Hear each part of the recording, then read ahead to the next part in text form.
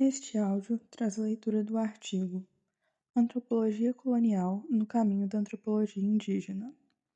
Este artigo foi escrito por Gerson Luciano Baniwa e foi publicado em 2019 na revista PPGCS UFRB Novos Olhares Sociais.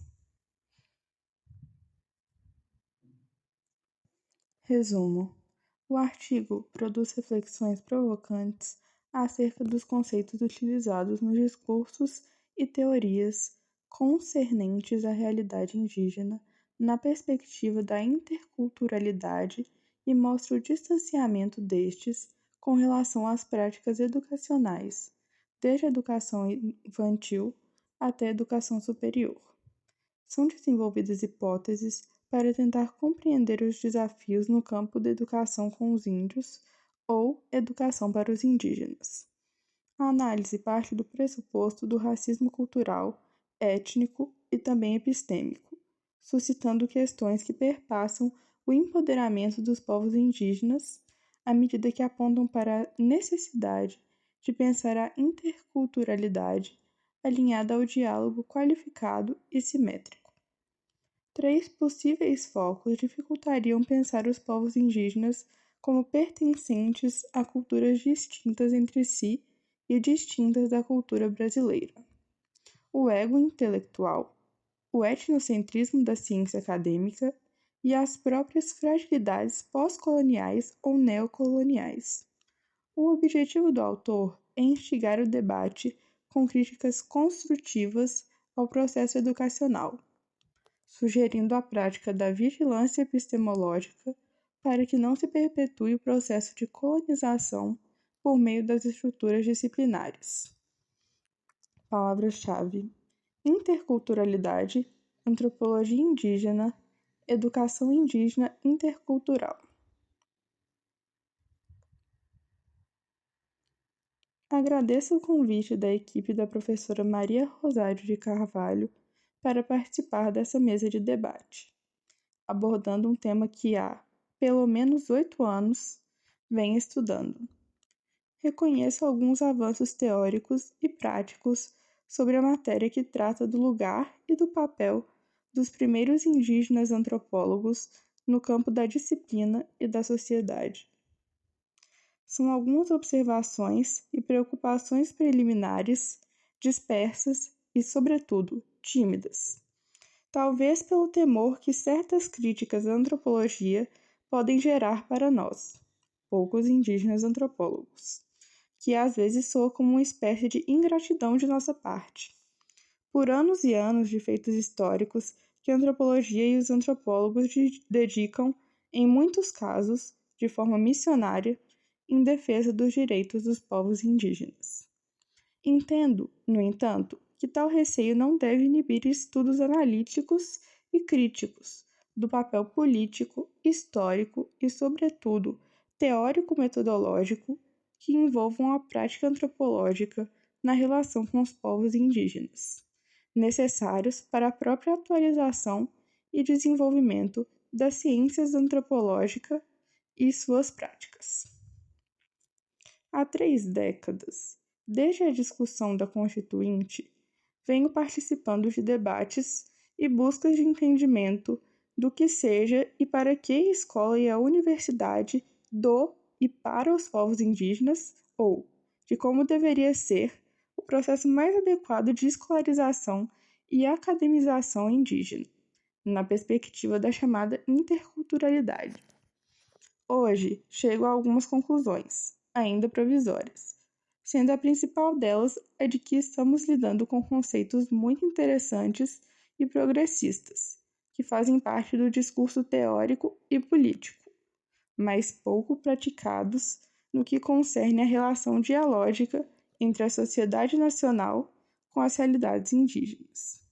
A saber, desde a graduação infantil até a educação superior, incluindo o campo da antropologia, surgem conceitos fundamentais para a retomada das autonomias coletivas indígenas, por meio do empoderamento político e intelectual. Reconheço que houve avanços históricos importantes, como foi mencionado por Florencio Vaz nessa mesa de debate, ao mencionar os índios matriculados no ensino superior, estimados em mais de 49 mil indígenas em 2016. Censo da Educação Superior do INEP-MEC. Destes, o número na antropologia é muito reduzido, o que mereceria um estudo para uma compreensão da baixa procura pela área. Suspeito que a combinação de dois fatores pode contribuir para a baixa presença indígena no campo da antropologia. O primeiro fator pode ser o baixo encantamento da disciplina por seu modus operandi, bastante conservador do ponto de vista metodológico e pedagógico. O segundo fator pode ser uma consequência do primeiro, o seu conservadorismo disciplinar, que a levou à baixa e tardia adesão às políticas de ações afirmativas, cotas, reservas de vagas, bolsas específicas, comparando com outras áreas, como educação, por exemplo. Os dados gerais de matrículas indígenas no ensino superior são indicadores importantes do progresso que foi alcançado nos últimos anos, sem dúvida, avanço histórico, na medida em que indica a quebra de paradigmas histórico, político e epistêmico, que é a derrubada dos muros blindados da academia europeia, etnocêntrica e colonialista, para a importante parcela da sociedade, dentre os quais os povos indígenas.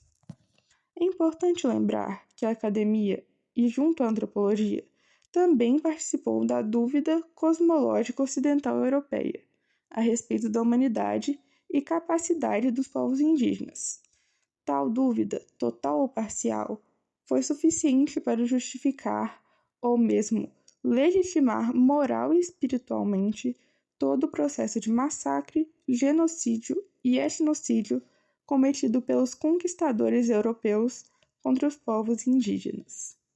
Tal dúvida também justificou a imposição do Estatuto da Tutela aos Índios, responsável por séculos de silenciamento, invisibilidade ou visibilidade estereotipada, amordaçamento, desempoderamento e negação de qualquer possibilidade de participação, protagonismo e cidadania em tomadas de decisões em questões de seus interesses internos e da vida nacional, regional ou local. É verdade que nos últimos anos muitas coisas mudaram para melhor, mas nem tanto, não como deveria. Uma mudança importante e extraordinária é o fato de poder estar aqui falando livremente para um seleto grupo de intelectuais, pensadores, pesquisadores e estudiosos da antropologia acadêmica. Até pouco tempo, isso era impensável. No máximo, eu poderia estar aqui como convidado informante para testemunhar descobertas da antropologia e dos antropólogos brancos sobre os índios, objetos de seus estudos e pesquisas. Isso, claramente, mostra o avanço no campo da antropologia. Estamos aqui tentando estabelecer um diálogo, não entre iguais, pois definitivamente não somos, nem podemos ser, porque somos constituídos e construídos ancestral, sociológica e epistemologicamente de modos tão distintos, cultural, espiritual e cognitivamente. O que buscamos ou deveríamos buscar é a equidade e o reconhecimento mútuo das nossas diferenças e diversidades de concepções e visões de mundo, de nossos modos distintos de ser, fazer, viver, conhecer, se relacionar entre si, com a natureza e com o mundo. O desafio é buscarmos um reconhecimento mútuo, recíproco e valorativo dos diferentes modos de vida, de saberes, de conhecimento, de ontologias e de epistemologias. Para que não paire nenhuma dúvida, é importante reafirmar o papel estratégico e a importância histórica e missionária da antropologia brasileira e de muitos antropólogos que dedicaram suas vidas a estudos, pesquisas, elaboração de laudos, relatórios técnicos e desenvolvimento de projetos inovadores e dignificadores de povos indígenas. A sobrevivência étnica e cultural dos povos indígenas no final do século XX e a conquista de importantes direitos na Constituição Federal de 1988 devem-se muito ao empenho de muitos antropólogos, assim como as conquistas territoriais nas últimas décadas, principalmente na Amazônia, foram possíveis graças ao papel assumido e exercido por uma rede de excelentes antropólogos. Sem esse apoio e aliança da antropologia e dos antropólogos, o caminho trilhado pelos povos indígenas teria sido muito mais difícil, doloroso e dramático. Esse papel e importância continua mais do que necessário hoje e no futuro. A discussão crítica abordada aqui se refere ao campo fundamentalmente epistemológico e não funcional. Ainda não consigo identificar algum lugar ou espaço acadêmico ou antropológico que tenha prosperado de forma mais substantiva, qualitativa e sistemática em processos dialógicos interculturais ou, por que não, diálogos interepistêmicos numa relação de diálogo simétrico ou menos assimétrico. Falo isso a partir da minha experiência de vida no dia a dia como estudante, pesquisador e atualmente como professor de universidade, na instituição universitária onde leciono, Universidade Federal do Amazonas, UFAM. Tenho muito mais dificuldade de construir e estabelecer qualquer diálogo com colegas antropólogos do que com quaisquer outros de diferentes disciplinas. Deve haver alguma explicação para isso. Ainda não tenho respostas satisfatórias, mas suspeito de algumas hipóteses que me guiam nas reflexões e tentativas de compreensão do problema. Entretanto, devo registrar que o campo da antropologia e os antropólogos de um modo geral são, historicamente, os principais e maiores aliados e parceiros dos povos indígenas na luta em defesa de seus direitos, e são os que mais conhecem e apresentam sensibilidades com relação às suas realidades, seus direitos, suas capacidades, potencialidades e situações históricas. Talvez seja por isso também maior a cobrança e exigência no que se diz respeito à construção de relações de poder e de saber mais simétricas no campo da antropologia, pois os antropólogos devem se considerar os únicos ou poucos que dominam essas realidades complexas dos povos indígenas. Talvez minha inquietação ou decepção com muitos antropólogos não deveria ter muita relevância do ponto de vista interpretativo, porque os antropólogos europeus ou neo-europeus, brancos ou indígenas embranquecidos, deveriam ser diferentes de outros europeus, se não constituídos das mesmas matrizes cosmológicas, culturais, religiosas, políticas, econômicas.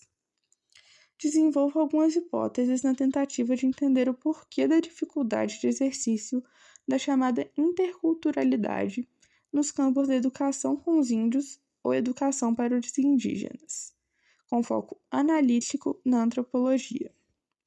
É um esforço para pontuar algum desses aspectos que, embora eu não os considere como causas geradoras dessas dificuldades, são possibilidades para pensar e refletir sobre o tema. Trata-se, pois, de um esforço para tentar compreender este campo e a razão pela qual, nele, o diálogo defronta-se com tantos obstáculos. O primeiro pressuposto é o do racismo, cuja prática sistêmica na sociedade brasileira é, para mim, um fato inquestionável. Não é apenas racismo étnico, é também, e sobretudo, cultural, étnico e epistêmico. Racismo contra os povos indígenas é parte constituinte da cosmologia e da cosmovisão do Ocidente europeu.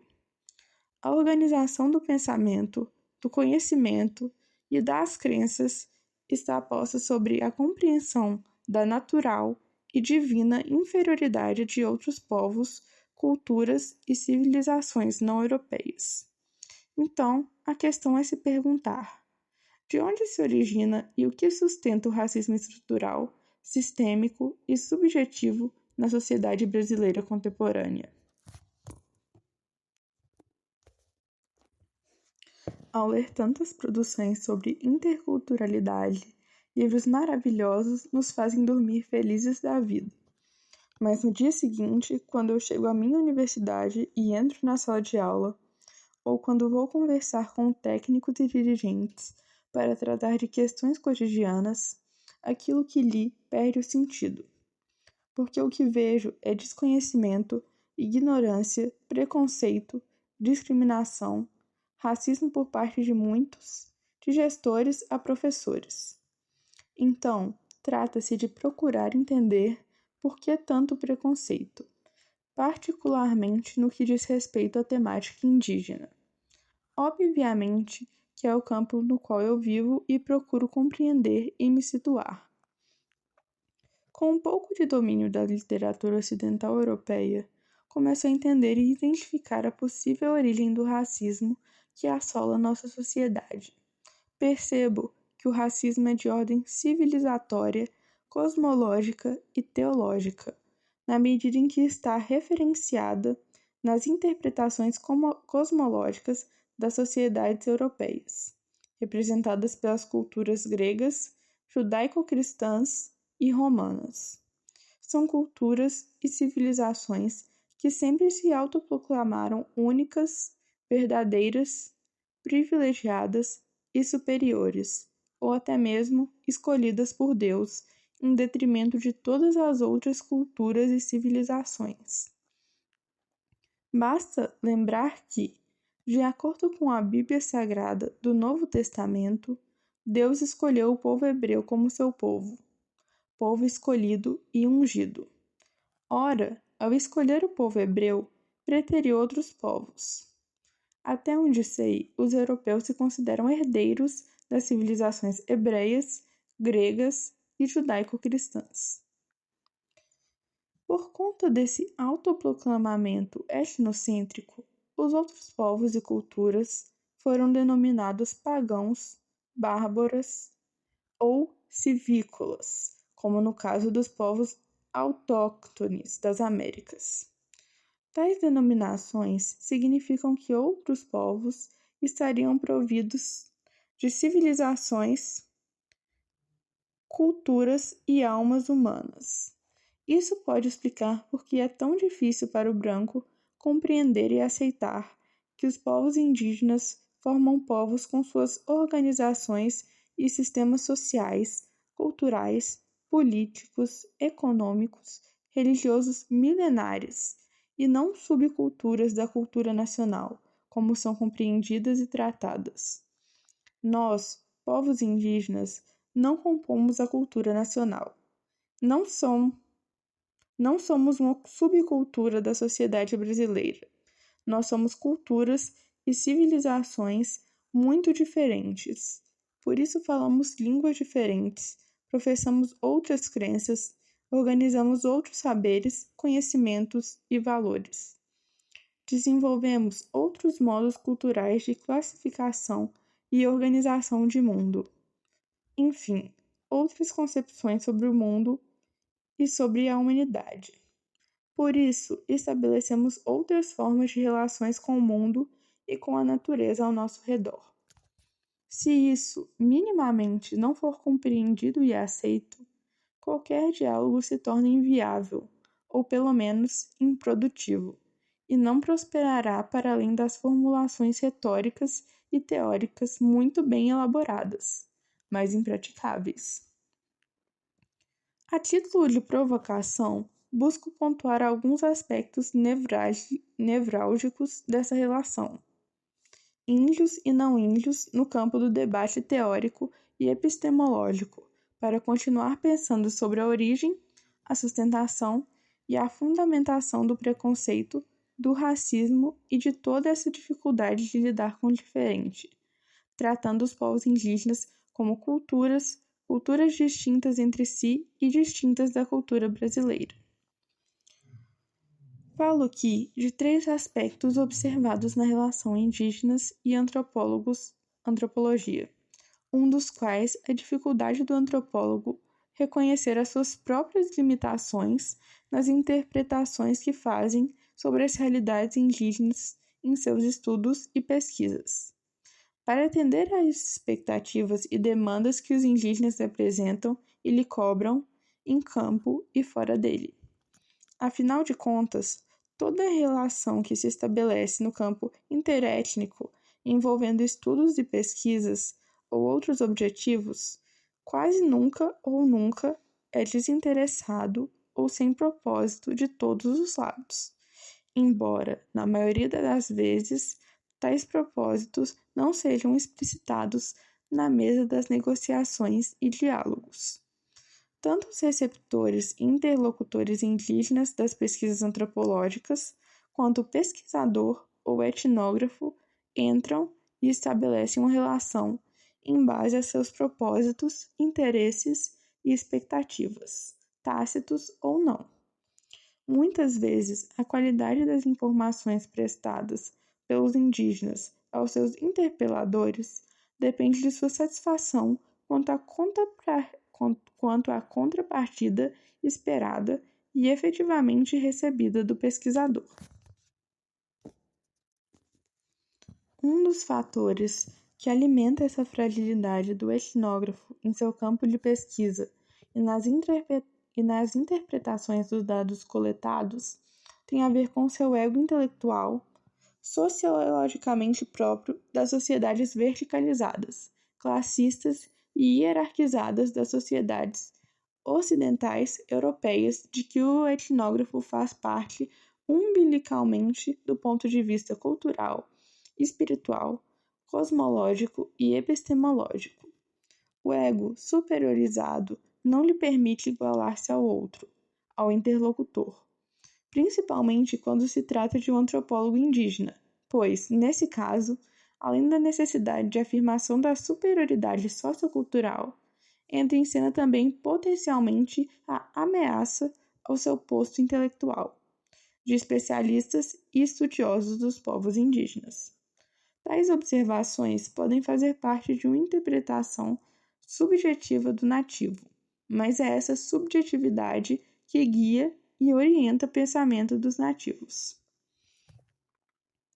Reconheço que essa situação não é nada trivial e nem simples, pois a simples presença indígena no campo da disciplina é suficiente para quebrar a tranquilidade do seu reinado inquestionável.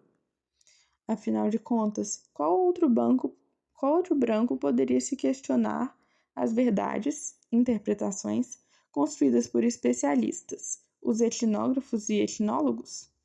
Acontece que agora, lá estão os indígenas etnógrafos e etnólogos elaborando etnografias, suas autoetnografias ou até mesmo suas autobiografias, com legitimidade e propriedade intelectual, enquanto membros nativos dos seus povos estudados, que conhecem suas histórias, dominam suas línguas e vivem as culturas e tradições. Isso deixa qualquer antropólogo não indígena incomodado e preocupado, pois gera insegurança no seu fazer antropológico no campo da etnografia e etnologia.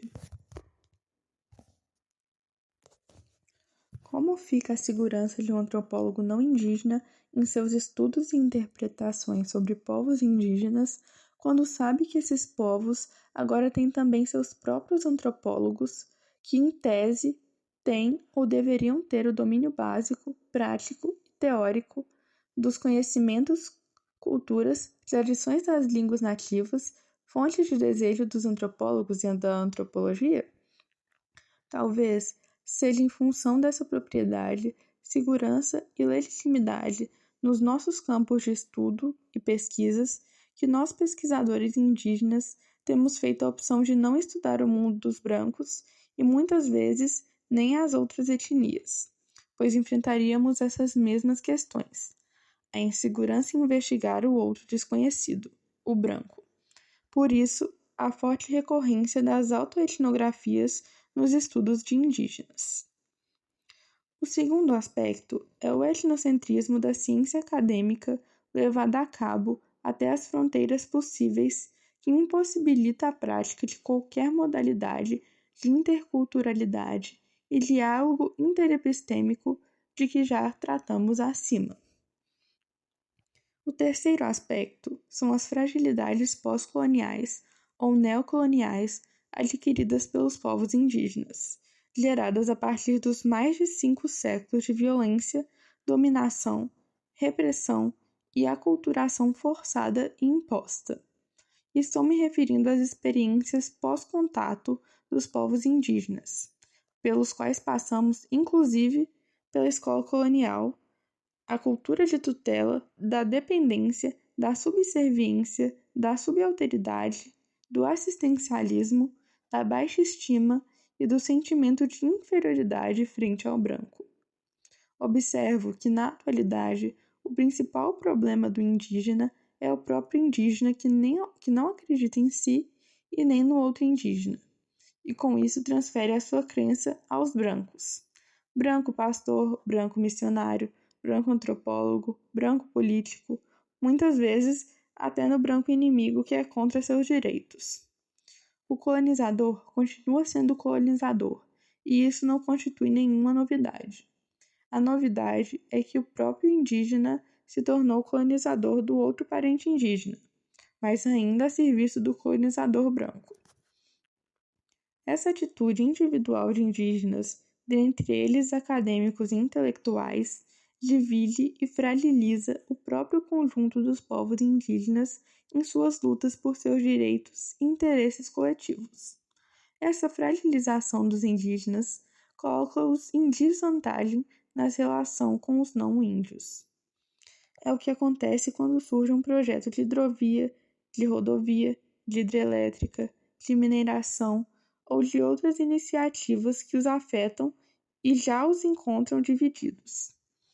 Alguns tentam resistir pela preservação de seus territórios e outros logo se preocupam em negociar royalties e outras formas de recompensa, vendendo assim suas terras antecipadamente, sem mesmo esboçar dúvida, resistência ou interesse em aprofundar os projetos e suas consequências para a vida futura. A facilidade com que os governos ou empresas conseguem atingir seus objetivos com a implantação dos projetos desenvolvimentistas que afetam os povos indígenas e a certeza que eles têm de que sempre conseguem não é apenas pela força do poder econômico, do poder governamental e político que detêm, mas pela fragilidade sociopolítica dos povos indígenas resistirem às tentações oferecidas pelos brancos, dentre as quais de ordem argumentativa. As promessas e argumentos, muitas vezes falaciosos dos brancos, facilmente convencem os indígenas, por considerar aqueles mais inteligentes e superiores, que sabem o que é melhor para eles. Eu pude acompanhar por um tempo o desenvolvimento das negociações para a viabilização da construção da usina hidrelétrica de Belo Monte, e a primeira coisa que eu observava eram os índios brigando entre si por royalties oferecidos a eles, e não por seus direitos diante do empreendimento, para além das benesses imediatas e práticas assistencialistas. Conheci uma grande liderança indígena da região que sofreu violência física e ameaça de morte pelos seus próprios parentes, que eram favoráveis aos empreendimentos, simplesmente porque ela não concordava em aceitar as obras e negociar royalties. O posicionamento da maioria de sua comunidade do povo, favoráveis ao projeto, a deixou arrasada e desanimada, levando-a a abandonar o movimento indígena. O processo de colonização não pode ser encarado como algo natural no curso da história. Às vezes, algumas pessoas me aconselham a não fazer essas críticas sobre as fragilidades internas do movimento indígena, para não entregar isso aos inimigos. Acontece que essas fragilidades nossos inimigos já as conhecem e usam contra nós o tempo todo e há muito tempo. Só nós que não conhecemos, talvez pelo receio de falar delas e assumir desafios de superá-las. Penso que evitar a crítica é evitar a discussão sobre sua importância estratégica de superação. Não discuti-las é desserviço aos próprios povos indígenas, pois os seres humanos, em certas situações, não têm capacidade de fazer autocríticas. Ora, se não é possível reconhecer a própria limitação, não será possível também avançar em certa direção ao diálogo franco. O quarto fator é o resultado de todo esse processo colonizador, que é a tutela e o próprio colonialismo nos espaços de poder, principalmente do saber.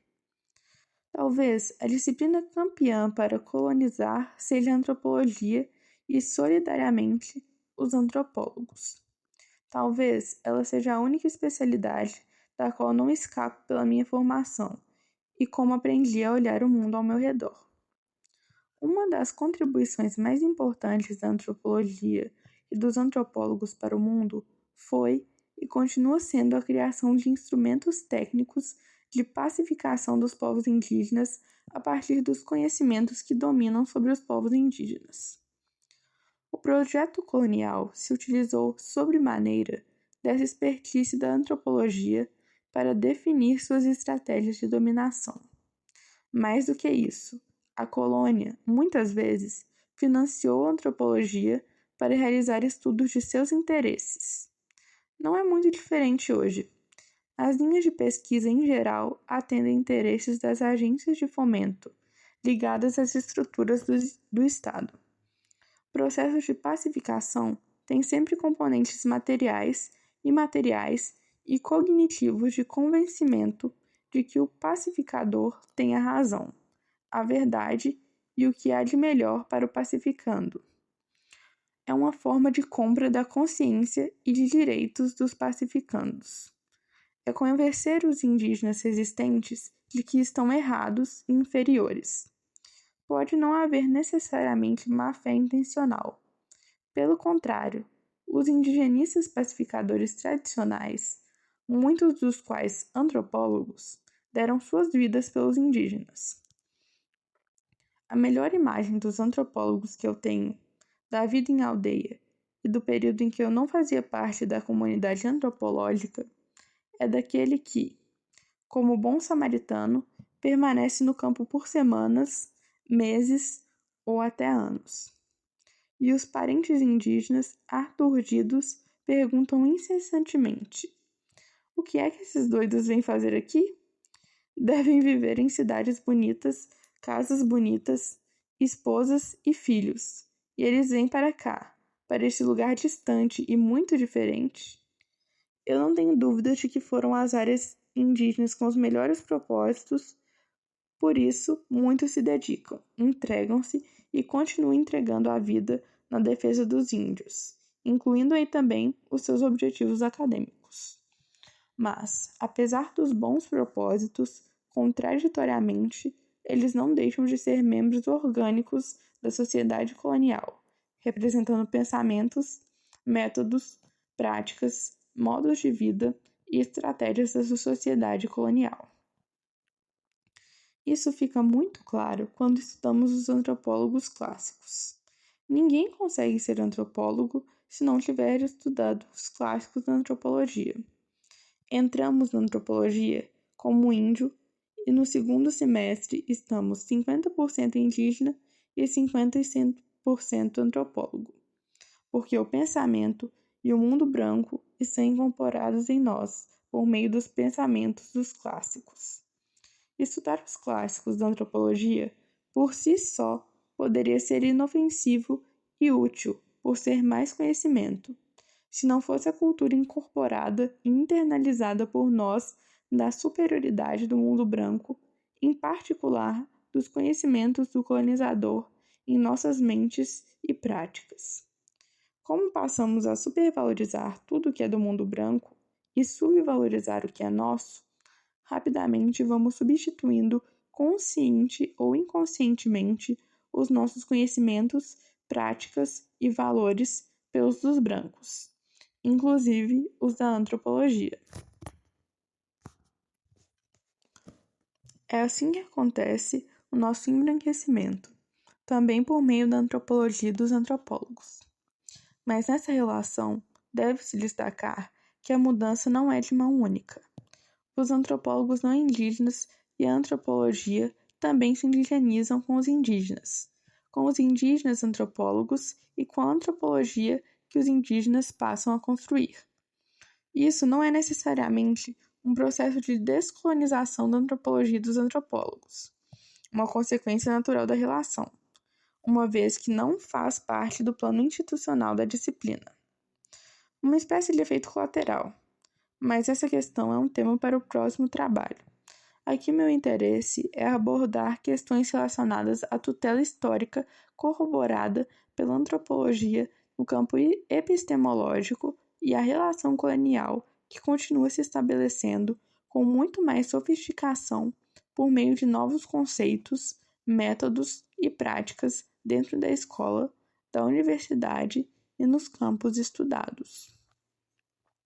No passado, a tutela dos antropólogos era muito mais escancarada, direta, transparente quando falavam pelos índios, pensavam pelos e para os índios, decidiam pelos índios e representavam oficial e extraoficialmente os índios. Reitero que esses papéis exercidos foram necessários, úteis e muito exitosos nos seus próprios propósitos e podem ter ajudado a salvar os povos indígenas do desaparecimento total. Minha discussão não é, portanto, em relação ao mérito ou questão de valor das estratégias assumidas, mas por suas consequências práticas para os povos indígenas de hoje, quando começam a lutar por suas autonomias, inclusive cognitivas e epistêmicas. Hoje em dia, a tutela é muito mais pela via do pensamento e da tutela político-ideológica e econômica. No campo dos movimentos indígenas, os que sobrevivem são aqueles que conseguiram estabelecer vínculos de mútua dependência. Alguns de grupos de missionários, outros de grupos de antropólogos, outros de grupos de indigenistas, outros de organizações não governamentais, outros de agências de cooperação, outros ainda de grupos políticos ou econômicos. É difícil encontrar organização ou movimento indígena ativo que seja autônomo, que não dependa de financiadores ou de parceiros que também orientam suas agendas de lutas e trabalhos prioritários. A antropologia também nos divide. É mais um instrumento do branco para nos dividir. Isso porque a antropologia é dividida por correntes teóricas, culturalistas, funcionalistas, estruturalistas, etc. E os antropólogos, além das divisões por correntes teóricas, também são divididos por correntes ideológicas ou partidárias, conservadores, progressistas, capitalistas, socialistas, comunistas, etc. Essas divisões hierarquizam as pessoas e grupos, criam elites, classes, privilégios, possibilidades e oportunidades. Os indígenas antropólogos e todos os indígenas que adentram ao mundo acadêmico não estão isentos dessas tentações e seduções dentro e fora das aldeias e da academia. A antropologia e os antropólogos parecem formar um feudo dentro de outro feudo que é a academia e a sociedade. Não podemos esquecer que a escola, assim como a universidade, são instrumentos diferenciadores de pessoas e grupos. Foram criados e são mantidos para isso. Dois acontecimentos me provocaram a atenção sobre a compreensão, o lugar e a importância da antropologia. O primeiro, quando das primeiras discussões da Universidade de Brasília, UNB, para a implementação das cotas para indígenas, ao serem chamados para opinar sobre as referências de cursos, os estudantes indígenas rejeitaram a antropologia, com argumentos de que não queriam mais gentes falando por eles. O segundo caso foi no início do meu trabalho na Universidade Federal do Amazonas. E preocupado com o visível enfraquecimento do movimento indígena organizado no Estado, convidei os estudantes indígenas de antropologia para uma reunião para discutir nosso papel diante desse cenário, para ver o que nós, estudantes e pesquisadores acadêmicos, poderíamos fazer para contribuir com as lideranças indígenas do Estado. Logo do início, após explanar os objetivos daquela reunião, um dos estudantes indígenas de pós-graduação em antropologia pediu imediatamente a palavra e categoricamente agradeceu o convite e disse que ele e os demais colegas da antropologia iriam se retirar, porque não tinham interesses pelo tema movimento indígena e que estavam na universidade apenas para estudar teorias indígenas e que tinham vindo à reunião achando que o tema seria sobre as teorias indígenas, por ser uma reunião da universidade e com universitários indígenas. Outro caso muito comum é quando, em alguma reunião que vai tratar de assuntos indígenas e alguém propõe convidar algum antropólogo para participar, quase sempre surge a dúvida se convida ou não, pois alguém sempre argumenta que os antropólogos são muito chatos. Tais casos indicam alguma coisa que ainda não sei.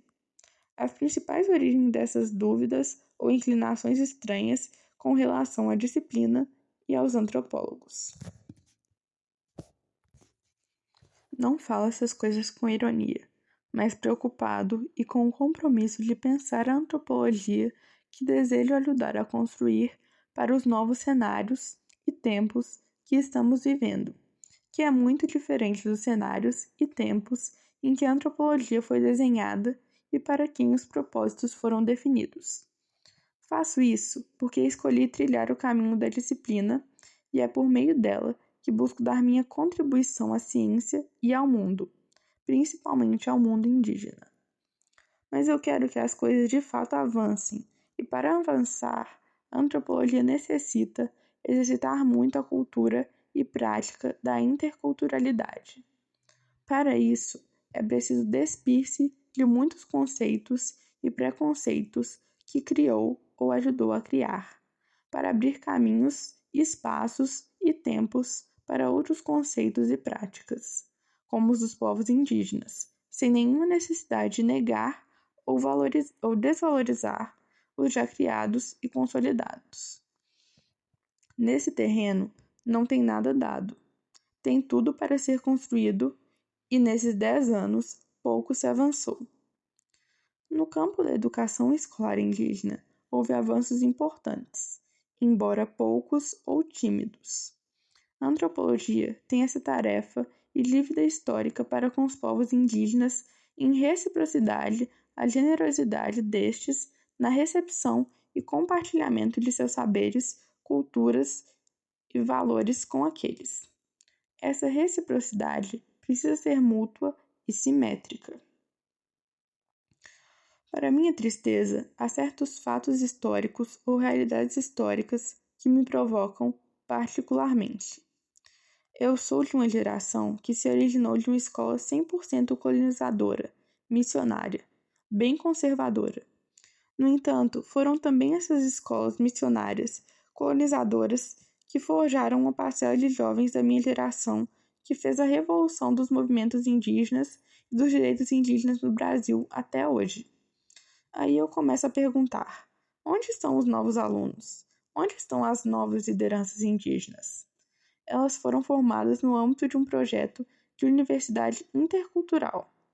Por quê? Quando visito qualquer estado, quem está na linha de frente das batalhas indígenas ainda são aqueles da minha geração, isto é, da geração das escolas missionárias ou coloniais. Também, nessa história, tem coisas mal encaixadas.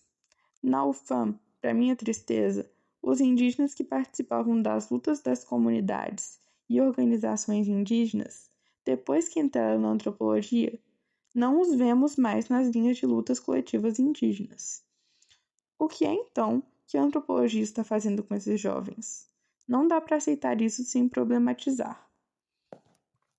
Outro desafio que requer ser encarado pelos antropólogos ao qual nos referimos anteriormente é o amaciamento do ego e da vaidade acadêmica na antropologia, que alimenta posições de status quo, que contrasta com a imagem, parece contextual ou artificial, do antropólogo de sandália, calção, barba mal feita e comendo quase de tudo, visto nas aldeias em tempos de pesquisa de campo. Penso que a humildade na aldeia precisa ser transportada para a humildade ontológica e epistêmica. A falta de humildade epistêmica talvez explique as dificuldades cada vez maiores para desenvolverem suas pesquisas junto a aldeias que cada vez mais são rigorosas nas aceitações de pesquisadores não indígenas e procedem pela recusa em chamar os antropólogos, como exemplificamos acima.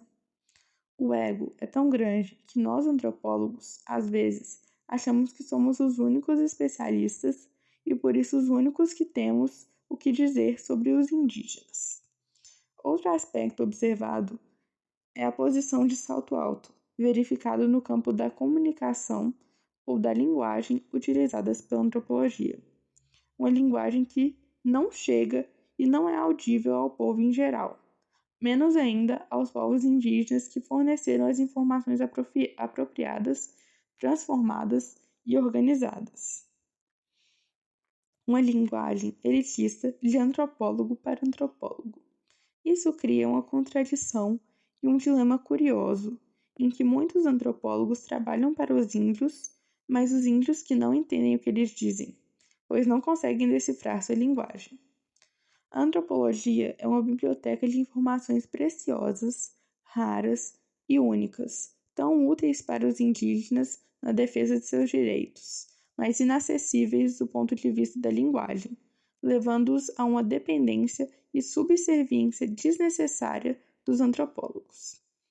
Todas essas questões dificultam sobremaneira as possibilidades de construção de pontes e condições efetivas de diálogo intercultural baseado na equidade, no reconhecimento mútuo e na simetria das relações.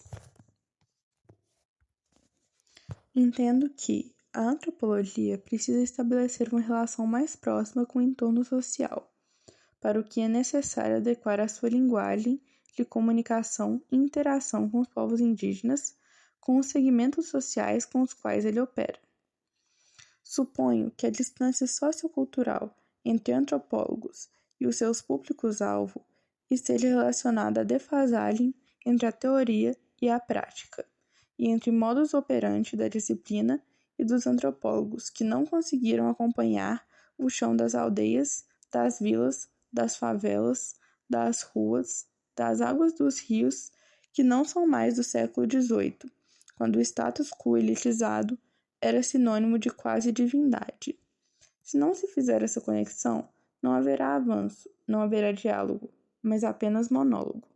Trata-se de uma primeira hipótese para entender a situação desses novos jovens alunos indígenas guetizados ou alienados pela academia, contrariando todas as expectativas de suas comunidades e povos.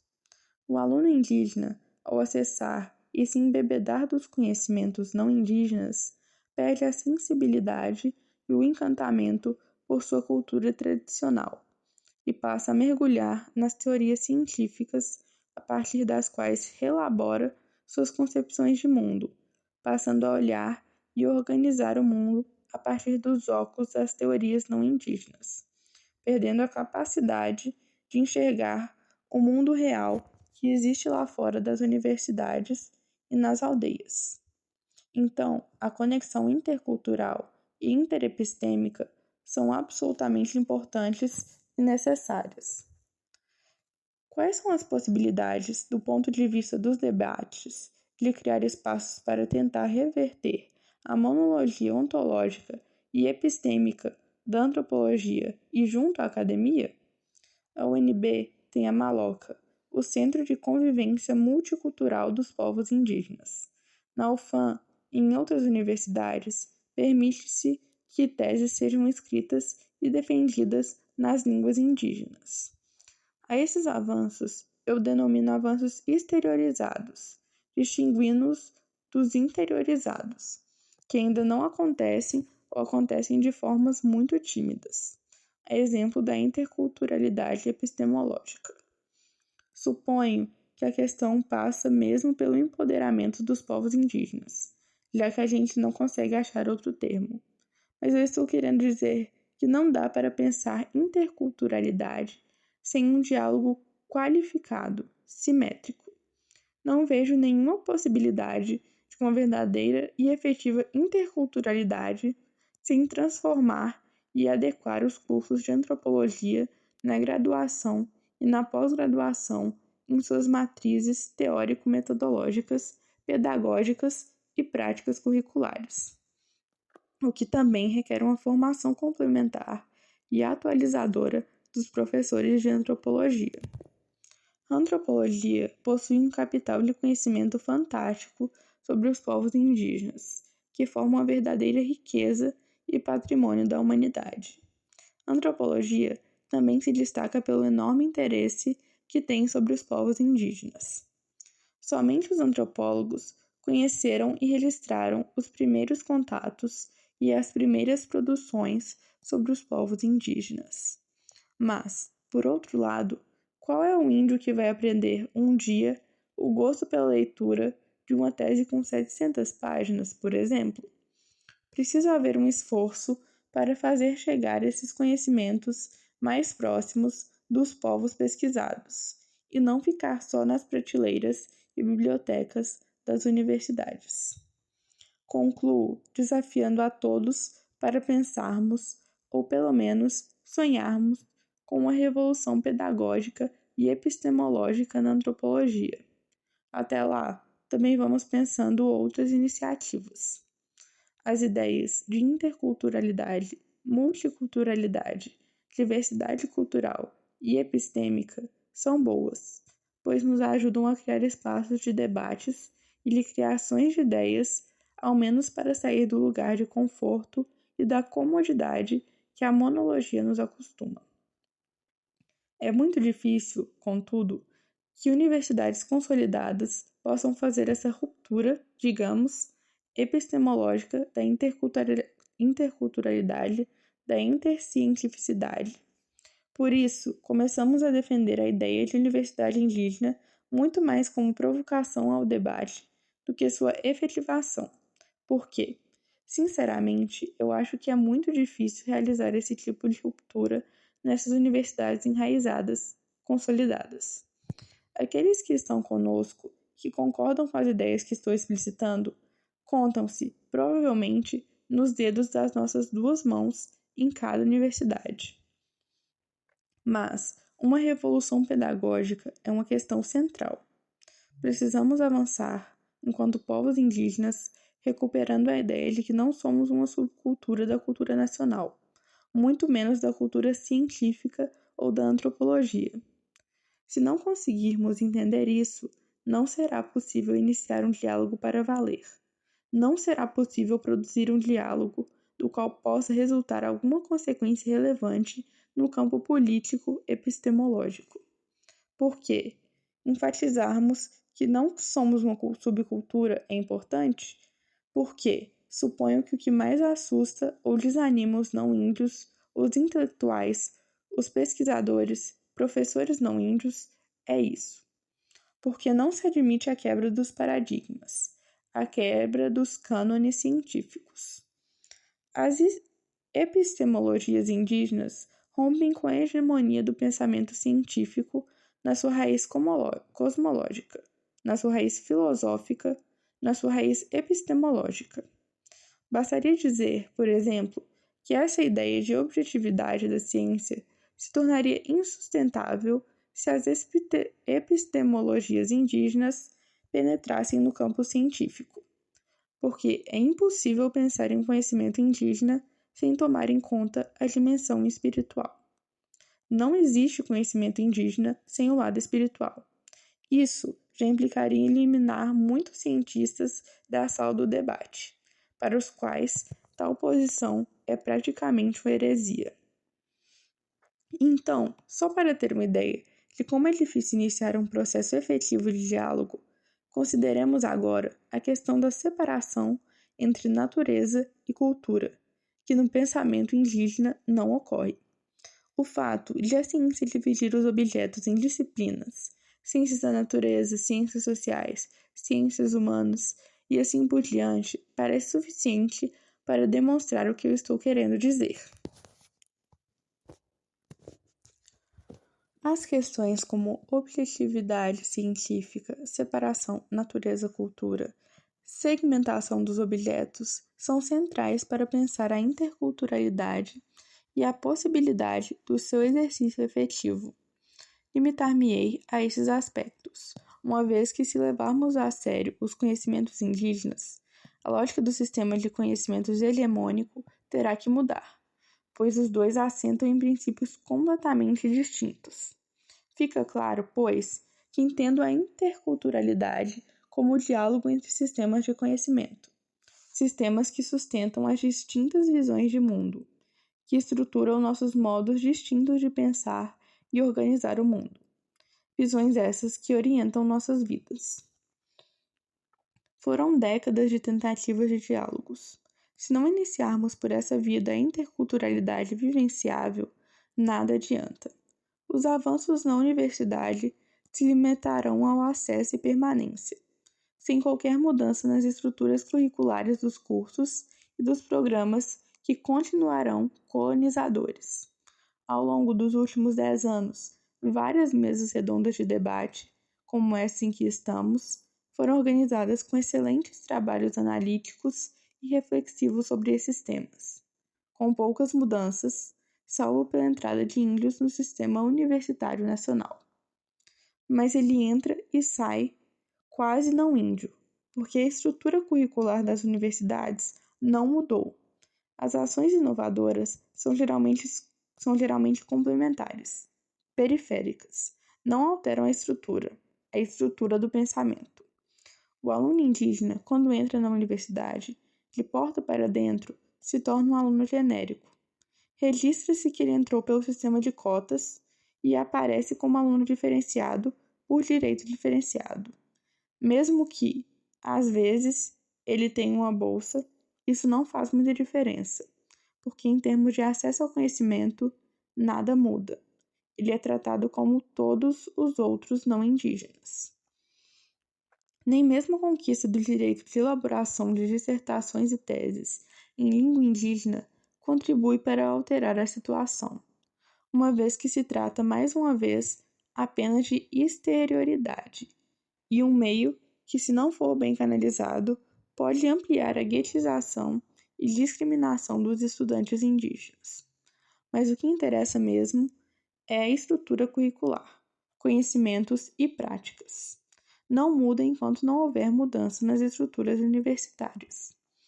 Essa situação abrange também os cursos para professores indígenas, os chamados cursos de licenciatura indígena. Todas essas iniciativas são recentes, razão pela qual temos que fazer um enorme esforço para mergulhar na alma das questões relacionadas ao diálogo intercultural. A minha maior preocupação, que eu espero ter deixado clara, é continuar vendo alunos indígenas sendo colonizados dentro das universidades, inclusive por meio da antropologia, por meio de nós, antropólogos. É urgente superar essa situação. Hoje, ao participar de uma oficina, sugeri que a Associação Brasileira de Antropologia, ABA, criasse um comitê ou um grupo de trabalho que reúna, por meio de uma relação simétrica, antropólogos indígenas e não indígenas em torno do tema do diálogo intercultural no âmbito da antropologia. É um espaço inexistente, salvo por mesas redondas como essa da qual estamos participando, mas que ocorrem de tempos em tempos e durante cerca de 2 horas, com apenas 3 pessoas fazendo intervenções. Não falamos de vigilância epistemológica? Vamos então exercer vigilância epistemológica para que não continuemos perpetuando o processo de colonização através das nossas estruturas disciplinares. A defesa de práticas interculturais ou interepistêmicas na relação com os povos indígenas não significa, de modo algum, negação ou desvalorização dos conhecimentos científicos, que já estão no pódio e lá continuarão, inclusive com o apoio dos indígenas. Significa afirmação, validação, valorização e promoção dos conhecimentos indígenas. Eu sou o Aniel e gravei esse áudio para o projeto Feito para Escutar, diversificando o acesso à leitura através da produção de audiotextos de arqueologia e antropologia. Esse projeto é coordenado por professoras do Departamento de Antropologia e Arqueologia da UFMG, com apoio do Núcleo de Acessibilidade e Inclusão através do edital PIPA 2024.